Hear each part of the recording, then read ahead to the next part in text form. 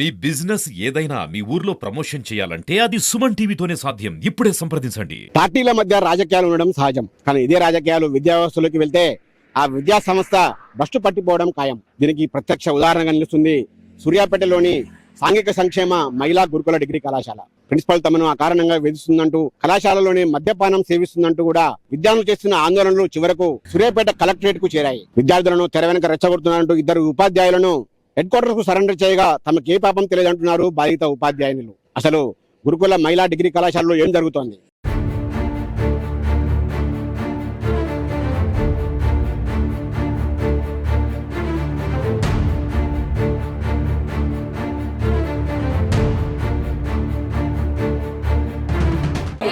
Telangana social welfare residential degree college నుంచి వచ్చినాం. మా ఎక్స్ ప్రిన్సిపల్ శైలేజ ఆ మేడము ఇప్పుడు మేము అక్కడ నుంచి 4:30కి స్టార్ట్ అయ్యింది సార్. ఇక్కడ వరకు వచ్చి ఇప్పుడు టైం ఇంత అవుతుంది, ఒక 5 hours అవుతుంది అనుకుంటు. మేము కలెక్టర్ ఆఫీస్ వరకు వచ్చినాము. 9 అవుతుంది టైము, ఇంతవరకు ఏ రెస్పాన్స్ లేదు. ఇప్పుడు మాకు ఇక్కడికి మా secretary madam, joint secretary madam, additional secretary, head ఆఫీస్కి పోయిన 4 మేడాలతో పాటు మా కలెక్టర్ సార్ ఇక్కడికి రావాలి సార్. వాళ్ళు వచ్చి కాలేజ్లో ఉన్నారు అని అంటారు. మేము ఎట్లా నమ్ముతాం సార్? మొన్న 10 minutes అన్నారు, పోయింది. అక్కడి వరకు వచ్చిరు, ఇక్కడి వరకు వచ్చిరు అన్నారు, పోయింది. మాకు ప్రూఫ్స్ ఎట్లా? మా మేడాలు పోయి 3 రోజులు అవుతుంది. అట్లీస్ట్ వాళ్ళతో మాకు కాంటాక్ట్ లేదు. వాళ్ళు ఏమైనా కాల్స్ చేయట్లేదు. వాళ్ళు ఎంత సఫర్ అవుతారు? మా ప్రాబ్లమ్స్ చెప్పడానికి వాళ్ళకి పోతే వాళ్ళని అట్లా ఎట్లా బ్లాక్ చేస్తారు సార్? మేము వచ్చి ఇంతసేపు అవుతుంది, మేము వచ్చి 5 hours అవుతుంది సార్. కలెక్టరేట్ ముందు ఇంతమంది అమ్మాయిలం కూర్చున్నాం. మధ్యాహ్నం నుంచి తినలేదు సార్. మేము ఇప్పటి వరకు ఎవ్వరు తినలేదు సార్. వచ్చి ఒకటే సార్, ఇప్పుడు సెక్రటరీ మేడం ఇన్ని 5 days అవుతుంది ఇష్యూ జరిగి, ఒక 2 minutes కాల్ మాట్లాడటం అనేది కూడా లేదు. మాకు ప్రోటోకాల్స్ ప్రకారం మాట్లాడాలి అన్నారు. ప్రోటోకాల్స్ ప్రకారం అంటే అట్లీస్ట్ జేఎస్ మేడం అయినా వచ్చి ఇక్కడ కన్సల్ట్ అవ్వాలి కదా సార్ మమ్మల్ని, అది కూడా లేదు. ఇప్పుడు మేము కలెక్టరేట్కి వచ్చిన తర్వాత కలెక్టర్ సార్ వచ్చి మా కాలేజీకి పోయారు. మళ్ళీ మేము అడిగినాం, ఇప్పుడు మేడం వాళ్ళు వస్తారు కదా డైరెక్ట్ కలెక్టరేట్ దగ్గరికి రండి అని మా సెక్రటరీ మేడంని, అడిషనల్ సెక్రటరీ మేడం, జేఎస్ మేడంని అడిగినాం.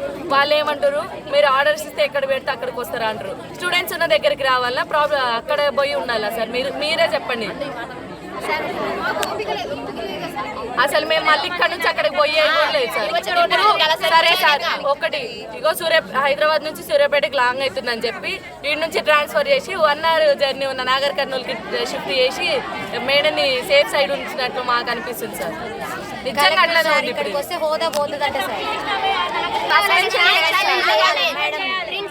సస్పెండ్ చేయాలి, వాళ్ళిద్దరి మీద ఎంక్వైరీ చేయాలి, ఇన్వెస్టిగేషన్ చేయాలి. అసలు ఇన్వెస్టిగేషన్ లేకుండా పోస్టింగ్ అట్లా ఎట్లా ఇస్తారు సార్? ఏసీటీ మేడం ఎక్కడుందని అడిగితే సార్ హెల్త్ బాగాలేదు, లెటర్ పెట్టి కలెక్టర్ దగ్గర లెటర్ పెట్టి రెస్ట్ తీసుకుంటారు అని చెప్తారు. సార్ ఇన్ని రోజులు బాగానే హెల్త్, సడన్ గా ఈ ఇష్యూ జరిగినప్పుడు ఎందుకు బాగుండదు? అసలు మేడం ఏ ప్రాబ్లం ఉందని బాగుండేది హెల్త్? అదే మాట మేము అయితే ఇప్పుడు హాస్టల్కి వచ్చి ఆమె నిర్దోషాన్ని నిరూపించుకోవాలి కదా, మరి అన్ని ప్యాక్ చేసుకుని వెళ్ళాలి కదా, మరి ఎందుకు రావట్లేదు? ఆర్డీఓ సార్ని మేము అడిగినాం సార్. మేడం అట్లా ఎట్లా లీవ్ ఇస్తారు మీరంటే, ఏమో మాకేం తెలుసు అని అన్నారు. మాకేం తెలుసు అన్నోళ్ళు అట్లా ఎట్లా సార్ లీవ్ ఇచ్చిరని ఇక్కడ లెటర్ పెట్టి లీవ్ తీసుకుంది అన్నారు. ఇక్కడ అడిగితేనే మాకు తెలియదు అంటున్నారు.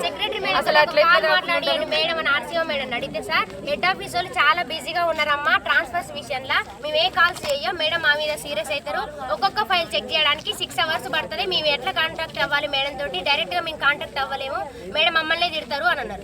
మేడం సరే హెడ్ ఆఫీస్ వాళ్ళు బిజీ గుర్రు అంటారు కదా, మీరు కూడా ఆర్సీఓ మేడం కదా, మీరు కూడా చాలా బిజీగా ఉంటారు, మీరు 3 daysకి ఒకసారి 4 daysకి ఒకసారి మా కాడికి ఎట్లా వస్తారు మేడం, మీరంతా ఫ్రీగా ఎందుకున్నారు అని అంటే నో ఆన్సర్ సార్.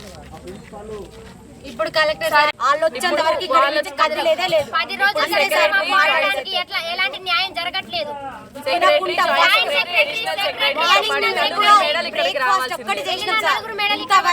అన్నం లేదు, ఏం లేదు, అక్కడి నుంచి నడుచుకుంటూ ఇక్కడ దాకా వచ్చినాం. మాకు కొంచెమైనా న్యాయం లేకుండా మీరు ఇంతసేపు ఇక్కడ నిలబెట్టడం న్యాయమే సార్? కలెక్టర్ సార్ ఒక్కసారి ఇక్కడికి వచ్చి పోతే ఇంత ఉండదు కదా సార్ ఇక్కడ. సార్ ఒక్కటి ఇప్పుడు మా కోసమే కదా వర్క్ చేసేది, పబ్లిక్ కోసమే కదా సార్. ఇప్పుడు మా సెక్రటరీ మేడం వాళ్ళు వచ్చి కాలేజీలో ఉందంటారు, అక్కడ కాదు మేము ఇక్కడ ఉన్నాం. Secretary madam, joint secretary madam, additional secretary, 4 మా ఫ్యాకల్టీ మేడంలు, 4 హెడ్ ఆఫీస్ లో ఉన్న వాళ్ళు, కలెక్టర్ సార్ వచ్చి ఇక్కడ ఉంటేనే మా సమస్యకు పరిష్కారం తీరుతుంది సార్. ఇక్కడ నుంచి కదలం సార్, అంతే. అక్కడికి కూడా పోం, లోపలికి కూడా పోం సార్.